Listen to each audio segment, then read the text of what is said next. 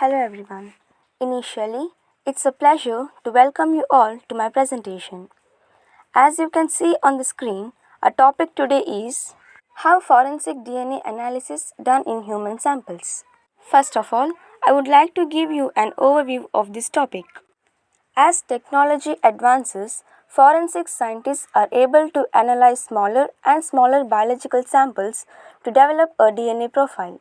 For example, if a person touched an object or weapon, skin cells may have been left behind. This low level DNA is sometimes referred as touch DNA. It can even be collected from a victim's skin or bruises where they were handled roughly. Low-level DNA samples may be helpful when examining evidence where it would be difficult to retrieve fingerprints, such as textured surfaces on gun handles or automobile dashboards. However, not all jurisdictions have the capability to process this evidence.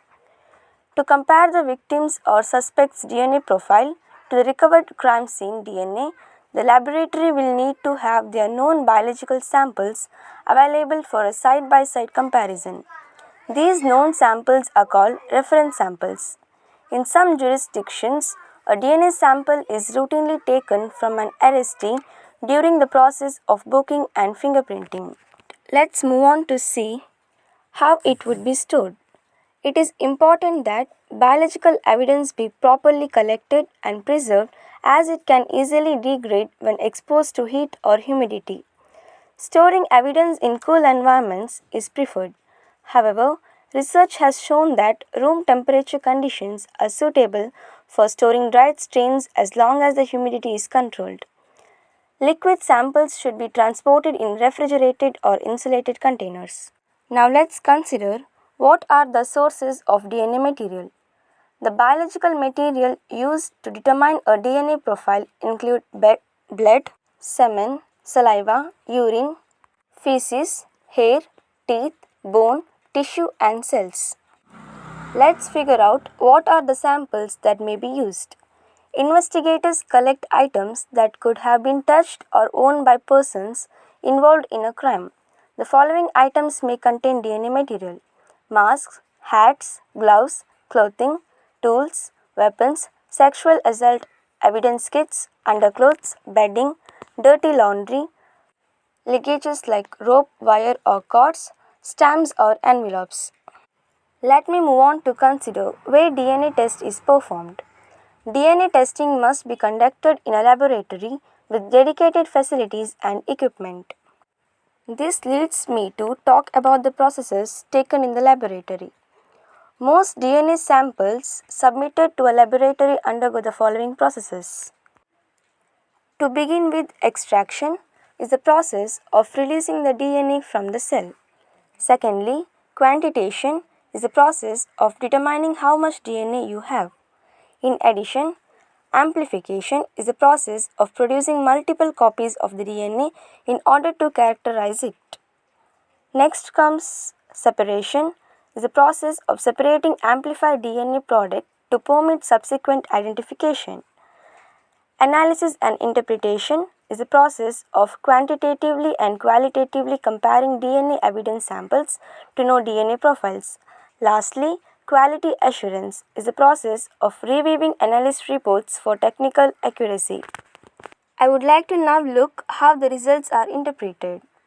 The DNA analysis process provides the analyst with a chart called an electropherogram which displays the genetic material present at each loci tested. Now, turning to the last part, that is molecular markers used in forensic investigation. Markers used in STR's profiling of human in forensic investigation are short tandem repeats, STR's markers, YSTR markers, and mini STR markers. The human genome is full of highly repetitive DNA sequences, especially in the centromeric region of the chromosome. The DNA regions with short repeat units, usually 2 to 6 base pairs in length, are called short tandem repeats. STRs, which is mainly found around the centromeric region. An individual inherits one copy of an STR from one parent and second copy from next parent. The STR loci accepted internationally for human identification are D8S1179, D21S11, FGA, and TPOX. The analysis of STRs is easy because polymerase chain reaction used for amplification data generated from small STRs is relatively stable because these have very low chance of mutation. Mini STR marker. In cases of highly degraded samples obtained from challenged exhibits which are not sufficient in quantity as well as quality, the mini STR target to the larger STR loci therefore gives the amplification of the larger loci. Thus, sensitivity of DNA detection increases in mini STR and helps to resolve the cases where some locus are missing in DNA profiles generated from STR's marker for human identification in forensic investigation. The mini STR loci accepted internationally for human identification are D13S317, D7S820, amylogenin. Y STR marker. Y STRs utilized for the male sex determination are present on the short arm of the Y chromosome. The Y STR's locus is inherited from the male parents to siblings generations. Since in Y STRs only part of the male DNA is amplified, hence can be easily detected in sexual assault case. However, it can be utilized in case of mixed forensic samples for non-sexual assault cases. The Y STR loci accepted internationally for human identification are DYS456, DYS3891, DYS390. That brings me to the end of my presentation.